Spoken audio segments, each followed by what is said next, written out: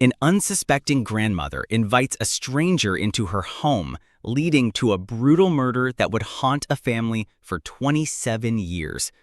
This is the unbelievable story of Anna Mae Florence, a 77-year-old woman whose kindness cost her life and whose killer vanished without a trace. The case went cold for decades until a tiny piece of DNA evidence, previously ignored, was tested with new technology, finally leading police to the shocking identity of the killer. She had been hiding in plain sight for nearly 3 decades, living an ordinary life while the family of her victim grieved. Watch to discover how a persistent family and a scientific breakthrough brought a cold-blooded murderer to justice in one of the most compelling true crime stories ever told. You ever had one of those moments where everything just feels perfect? A day when the sun is shining, you're safe and sound, and you think to yourself, this is it. This is what it feels like to be happy. That's how Anna Mae Florence's family felt. It was 1987. Anna Mae was 77 years old, and she was living the good life. She had spent most of her life on a small farm in rural Alabama. It was a tough life. Sunup to sundown, hard work every day. But she handled it with a spirit that never broke. She was a woman who knew what it meant to struggle, but she also knew how to find joy in the little things. After her husband passed away, her family knew she couldn't be all alone out there, so they did what any good family would do. They brought her to Columbus, Ohio. They found her a sweet, peaceful apartment in a quiet neighborhood. They wanted her to feel safe. They wanted her to finally relax, to be cared for, to experience the easy life she deserved. And for a while, it worked. Anna Mae was the kind of person who could make friends anywhere. Her neighbors loved her. She was a storyteller, and she'd sit on her porch and tell tales of her life on the farm. She'd talk about the long days, the little victories, the moments of pure happiness. She was a beloved grandma to her whole community, not just her own family. She was trusting. She was kind. She was exactly the kind of person you'd want as a neighbor. But that kindness, it made her vulnerable. See, Anna Mae didn't trust banks. It's an old school thing. Instead of putting her money in some building, she kept her savings right with her, in a money belt. It was her peace of mind, her security, and it was a secret that a stranger was about to uncover. Now let's go to June 26, 1987. It was just a normal day. The sun was out, the birds were singing, Anna Mae was in her apartment, probably thinking about her family coming over. They were going to take her shopping, just like they did every week. Then the doorbell rang. Anna Mae opened her door to a young woman she didn't know. The woman was smiling. She was polite. She said she was collecting money for charity. For the elderly, actually. It was a perfect lie. It was a lie designed to get into the heart of someone like Anna Mae. And it worked.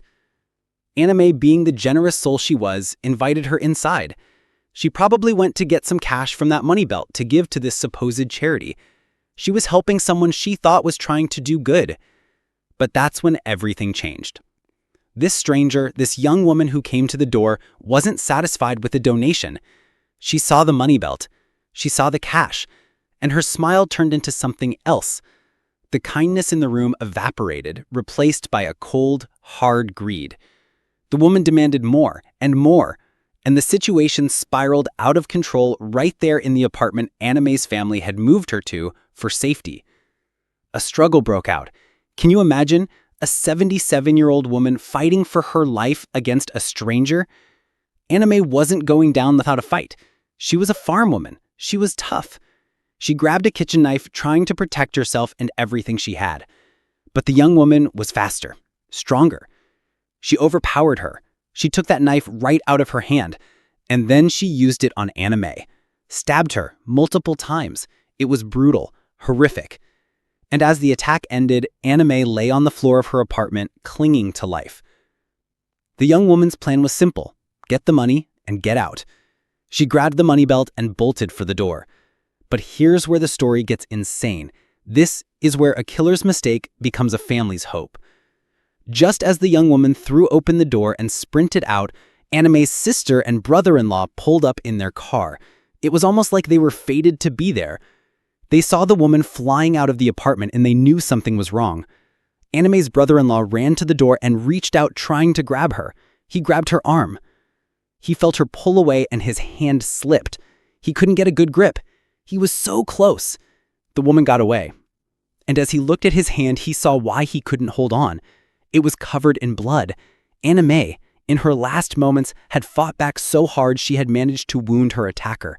The killer literally slipped through his bloody fingers. They rushed inside, their hearts pounding in their chests, and that's when they found her, lying on the floor of her living room, in the place that was supposed to be her sanctuary. They called for help, but it was too late. Anna Mae Florence was gone. The police swarmed the scene. They had a description of the young woman. They had a bloody handprint on the door, and they had a lead. The attacker was wounded. They had DNA evidence. But in 1987, DNA science was just starting out. It wasn't what it is today. They had no idea who this young woman was, and they couldn't make a match. And so the case went cold. For 27 years, Anna Mae's killer walked free. Can you imagine that? A murderer just disappears. They don't go on the run to some new country, they just blend in. They live a normal life. They work a job, they go to the grocery store, they get coffee. They exist right alongside you and me, and we have no idea the darkness inside them. That's exactly what Zena Robertson did, the woman who killed Anna Mae. She vanished. For nearly 3 decades, Anna Mae's family lived in a world without justice. They were left to mourn. Her niece Rebecca became the keeper of the case. She never let it go. Every few years, she would call the police, asking if there was anything new. Anything. She carried that pain for a quarter of a century. The hope for justice was a tiny ember in the dark, but it never went out. Then something incredible happened. In 2012, Rebecca made one more phone call, and this time she got a different answer. A new detective working a cold case unit decided to take another look at the file. They pulled out the evidence, the very same evidence that was collected back in 1987, and they did something that wasn't possible back then. They ran the DNA. This is where science and justice collide. The advancements in DNA technology were staggering. What was a mystery in 1987 was now a key. They took that old preserved evidence and they ran it through a modern database. And they got a hit. The DNA belonged to a woman named Zena Robertson, a name that meant nothing to anyone on the original case.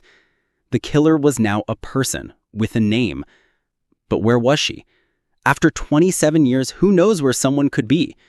She could have moved across the country, changed her name, anything. The hunt was on. And it didn't take long. Turned out Zena Robertson hadn't gone far. She was living a quiet, unassuming life in Rome, Georgia. For nearly 20 years, she had been a ghost.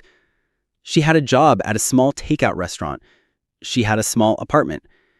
She was a citizen with a normal life. Her only run-in with the law in all those years was a shoplifting charge back in 1999. A tiny moment of carelessness that could have blown her whole life apart. But it didn't. Not then. But it was about to. On August 15, 2013, Columbus, Ohio police, with the help of Georgia police, showed up at her workplace. They walked in and they found her. They confirmed she was Zena Robertson, the ghost. The woman they'd been looking for almost 30 years. When they moved in to arrest her, witnesses said she broke out into a sweat. She didn't fight. She didn't run. She just stood there. And the decades of secrets, the weight of a life she had taken, came crashing down on her. The quiet life was over. She was taken into custody on a charge of aggravated murder. And for Anna Mae's family, it was like the world had finally stopped holding its breath. The person who took their loved one away was finally caught. Zena Robertson was extradited back to Columbus, Ohio. She had to face the music. And on August 25, 2014, in a courtroom in Franklin County, Ohio, she finally stood before a judge and before Anna Mae's family. She pleaded guilty to murder. She could have fought it. She could have gone to trial, but she didn't. She stood there and admitted it, and then she spoke. Her words were simple, flat. She said, "I am so sorry. I wish I could bring her back, but I can't. I am so sorry. But can you imagine? What do those words even mean after 27 years? Anna Mae's family members stood up and spoke, and their words were anything but simple. They spoke with a pain that had festered for decades. Her niece Linda Cook described going back to Anna Mae's apartment after the murder, the horror of it, the pain of having to clean up the mess. She said, "I had part of the responsibility to go back to that apartment where she was killed, to clean up that mess. And I am still wounded." And Anna Mae's nephew Larry Cook simply couldn't speak. He tried to get words out, but the pain was too much. He broke down, crying in front of the court. Zena's apology was just words. The family's pain was real. The look judged at Zena Robertson, the woman who had lived free for 27 years. The woman who had stolen a life and then hidden from the consequences. She called the murder reprehensible, and she gave Zena a sentence of 15 years to life, a sentence that means she'll probably spend the rest of her life in prison. The story of Anna Mae Florence is a story of evil hidden in plain sight. It's a story of a family's unbreakable love and their fight for justice. And it's a story about how science and a little bit of luck can finally bring a cold case to a fiery, emotional end. What do you think? Did Zena Robertson deserve a longer sentence? How did she manage to hide for so long? Tell me your thoughts in the comments below. And if this story blew your mind, hit that like button and subscribe for more. Thanks for watching.